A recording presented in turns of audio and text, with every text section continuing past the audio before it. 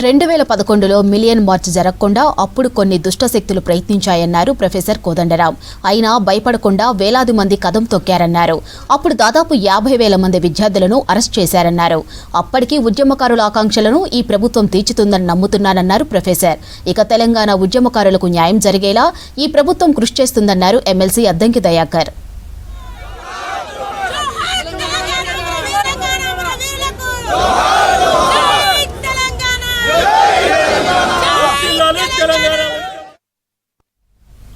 అంతకుముందు million March day సందర్భంగా gun park దగ్గర తెలంగాణ అమరవీరులకు నివాళులర్పించారు తెలంగాణ ఉద్యమకారుల జేఏసీ నాయకులు.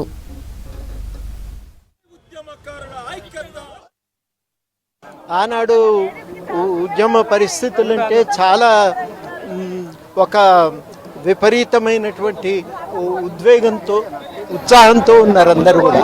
ఒక పోరాటం ముందుకు సాధించాలి, తెలంగాణ తెచ్చుకోవాలన్న తప్ప ఇంకో ఆలోచన లేదు. ఆ రోజు అమలు ఎవరికి వాళ్ళే వ్యూహరచన చేసుకున్నారు. అది ఆ తెలంగాణ ఉద్యమ గొప్పతనం. ఎవరికి వాళ్ళు వ్యూహం వేసుకొని పెద్ద ఎత్తున వాళ్ళు కదలటం జరిగింది. అట్లా కదలటం వల్లనే ఆ తెలంగాణ ప్రతి పిలుపు కూడా, ఆ ఉద్యమంలో ఇచ్చిన ప్రతి పిలుపు కూడా విజయవంతమైంది. బీఆర్ఎస్లో ఉన్న అందరూ కూడా చాలామంది కార్యకర్తలు కూడా వచ్చిండ్రు, పాల్గొన్నారు, దాన్ని విజయవంతం చేయడానికి పూనుకున్నారు. దాంట్లో రెండో మాట మనం మాట్లాడకూడదు. కానీ ఏమవుతుందంటే నాయకత్వానికి అనుమానాలు ఉండే. ఎందుకు అనుమానాలు అంటే ఇది అవుతుందో కాదు, ఒక అనుమానము. రెండు, వాళ్ళకు భయం ఏంటంటే మన పోలీసులు ఆపుతారు, హింస ప్రజ్వరిల్లుతుంది, హింస కనుక ప్రజ్వరిల్లితే చాలా నష్టమవుతుంది, పరీక్షలు జరుగుతున్న సమయము అని ఒక భయం ఉండే. ఇవన్నీ భయాలు మనం కొట్టివేయవలసినవి కావు.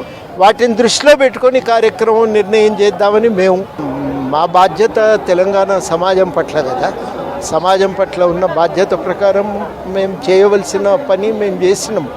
దాని పట్ల నేను ఎవరో గుర్తించాలి, గౌరవించాలని ఎప్పుడు కూడా ఎదురు చూడలేదు.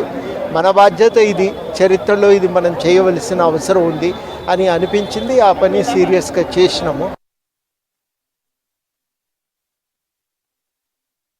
చాలామంది మండలం నుంచి, జిల్లా నుంచి, రాష్ట్రం వరకు చేసిన ఉద్యమకారుల యొక్క శ్రమను కాంగ్రెస్ ప్రభుత్వం అయితే ఆ రోజు గుర్తిస్తుందనే ఉద్దేశంతోనే నేను డెఫినెట్గా మొన్న కూడా కమిటీ కాన్స్టిట్యూట్ చేయడానికి కూడా ఎంతమందితో ఉండాలి, ఎలాంటి వ్యక్తులతో ఉండాలనే విషయంలో ప్రభుత్వం ఆలోచిస్తుంది.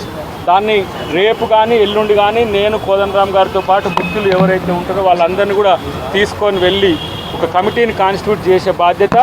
రెండవది, ఈరోజు చాలా ముఖ్యమైన రోజు. తెలంగాణ ఉద్యమంలో ఒక టర్నింగ్ పాయింట్. అంతవరకు రాజకీయ పక్షాలతో మాత్రమే, రాజకీయ పార్టీలు మాత్రమే మమేకమైన అనే పొలిటికల్ జేఏసీ ఎంటిటీ కాస్త ప్రజా జేఏసీ వైపు మళ్ళిన తరుణం అది తెలంగాణ మిలియన్ మార్చ్. కాబట్టి ఈ రోజును మనం అందరం కూడా సెలబ్రేట్ చేసుకుంటూనే అమరవీరులతో పాటు ఉద్యమకారుల యొక్క లక్ష్యాలను, ఉద్యమకారుల యొక్క ఆశయాలను మనం ముందుకు తీసుకుపోవాల్సిన అవసరం ఉంది. నేను ఈరోజు చెప్తున్నా, అవసరమైతే నేను కూడా మండల్లో ఈ క్వశ్చన్ను రైజ్ చేస్తా అని చెప్పి నేను సభాముఖంగా తెలియజేస్తున్నాను.